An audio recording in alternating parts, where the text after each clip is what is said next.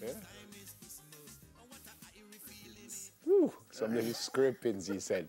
All right, so after it was announced that sections of the old Port Henderson Road will be closed permanently, many persons who use the route are still not clear about how this will affect them. This is not what we're talking about now. That comes up later on. But right now we're talking about Crocodile Awareness. And with me this morning is Ricardo Miller, who is the coordinator for fauna at NEPA. So apparently in the last few weeks there's been some incidents with crocodiles, and there was one particular video, I think, that someone was almost teasing a crocodile with had something in a bottle. And right, stuff. So in the last few weeks we had a few crocodile-human conflicts, as I would call it, and that video you spoke of is actually more of a unprovoked molestation of the animal. And it's something that the agency is completely against. And, you know, these are some of the things we're here to talk about. Where was the animal when that happened? Which one? The one with in the molestation? Yeah. We're not 100% sure, because we're actually still investigating it to try and figure out exactly where it is. We have a fairly good idea, but I won't say at the moment because it's an active investigation. And we're trying to identify the individuals involved. Yep, I'm almost certain you will correct me if I'm wrong, but almost every time I hear about crocodiles, you hear about in the Hellshire area. I think this is the video we're talking about on screen now. Yes. So where are they? Where are crocodiles in our country? And, you know, you made the point that whenever you hear about crocodiles, I hear about the Hellshire area. Yeah. And it's not that more crocodiles are there than anywhere else. The thing is, there's a lot of humans there as well. So, you know, Hellshire area, we have the Hellshire community, we have the Portmore community, which is the largest residential community in the island. And so with such a, you know, close proximity of humans and crocodile, what we do have is more crocodile encounters. And in this day and age where everyone has a cell phone with a camera on it, you know, the news gets out and it gets out very quickly. Yeah. But the crocodiles are located right along the south coast mainly. There are some on the north coast as well, but mainly along the south coast, all the way from the, you know, the St. Thomas end on the east, all the way back down to Negril, actually. But there are certain areas that have a little bit more than others. And as I say, there are areas where there are more people. And so we get a lot more reports from those areas. So we have a lot of crocodiles in Jamaica? No. And that's the issue. No, we don't. We don't. Back in 2004, we actually had someone at NEPA on a contractual basis doing a population study on crocodiles. And what we found is that there was far less than 1,000 crocodiles on the island. Less than 1,000? Far less than 1,000. And the thing is, 1,000 might sound like a lot, but you know, there are 2.8 million people in the island. And for a population, for an entire island, 1,000 is not a lot. And it was far less than that. And we're actually now engaging on a new survey. Another employee, a colleague of mine, who was supposed to be here, but she's actually sick, is actually going to be taking on that task of doing an all-island population survey. Because we want to get good grasp on how many crocodiles there are. But don't they reproduce? Oh, they reproduce, and they reproduce in large numbers. But the thing is, animals that reproduce in large numbers tend to die in large numbers. So you think of sea turtles, for example, you know, they lay 150 eggs, but probably 2 or 3 make it to adulthood.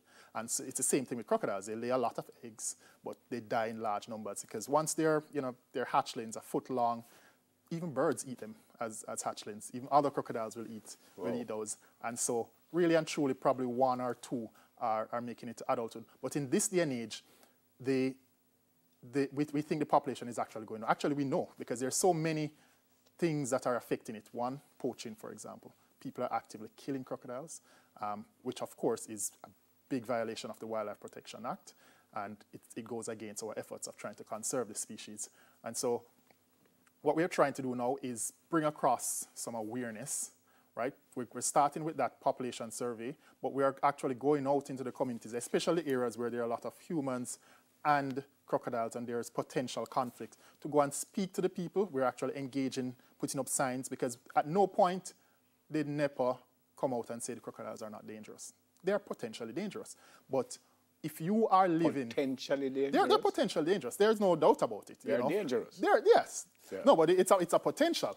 And it's now up to you how to adjust your behavior when you are in and around a crocodile habitat. Okay, I asked the question already, and you kind of answered it already. Okay. But is there an area in Jamaica that you have many more crocodiles than any other area? We mentioned the Hellshire area already, but you said they were all along the south coast. But is there an area that there's a bigger population, for want of a better word? Well, the Hellshire area and the wetlands in that area actually has a fairly significant population. But there are other areas such as Black River, you know, the largest wetland we have on the island, and you know about Black River tours, and that is one of the things where the crocodile itself is actually bringing in income for people who are actively, you know, taking tourists up on these So river the tours. tourists just want to see the crocodile? Yeah, people just want to see. I mean, if you grew up and live somewhere where you've never seen a crocodile, I'm sure, you know, you'll come and want to go on a safari tour rather than seeing it at a zoo. You know, people want to see things.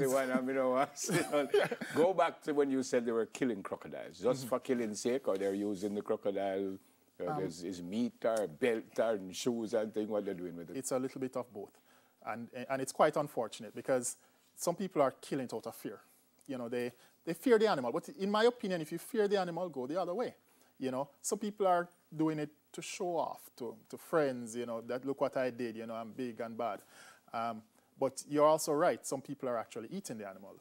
And that, again, is another trend that we've noticed in the past, say, 15 years.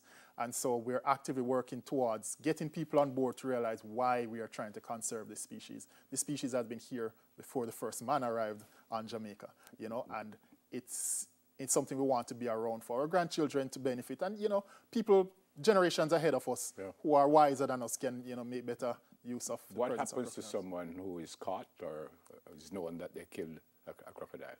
Well, the law is very clear on this. The law speaks of not hunting, not having in one's possession, whether the whole animal or part thereof, you know, and not molesting the animal. And for that, the Wildlife Protection Act states that you can be charged up to $100,000 or 6 months in imprisonment, or both. There was a picture that came up earlier with someone with a baby crocodile. That's you said you shouldn't have a crocodile, period. Right. I'm not sure. That picture right Oh, there. that's my colleague. That's my colleague. Okay, That's Treya. She was supposed to be here.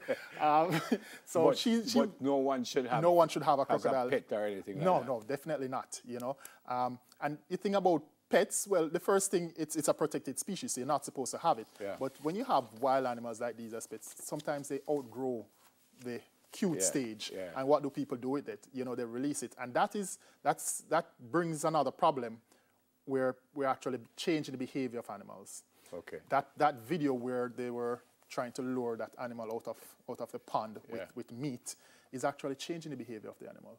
Because normally a crocodile sees you, it should run away.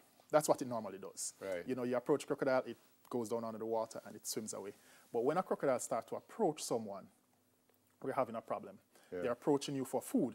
So even, and that can create what we say unmolested, you know, attacks. For example, you're out close to a wetland or something and a crocodile starts to approach you. Now, that is a potentially dangerous situation. And normally a crocodile would go away. So what we're encouraging people to do is not to feed the crocodiles. You keep saying potentially. It is a dangerous situation, no potential about that. It's potential if you get yourself in that situation. It's a dangerous situation. Yeah, but I understand. So the word is leave them alone. Leave them alone for the most part. But however, if for some reason you think a crocodile is outside of its normal habitat, you should just call NEPA. Should call NEPA. Right. And you know, you can call the office at 754-7540 or the hotline number 1-888-991-5005. All right, thanks for coming. Okay, NEPA's founder coordinator, Mr. Ricardo Miller. Coming up, folks, awareness of modern day slavery. Soon come.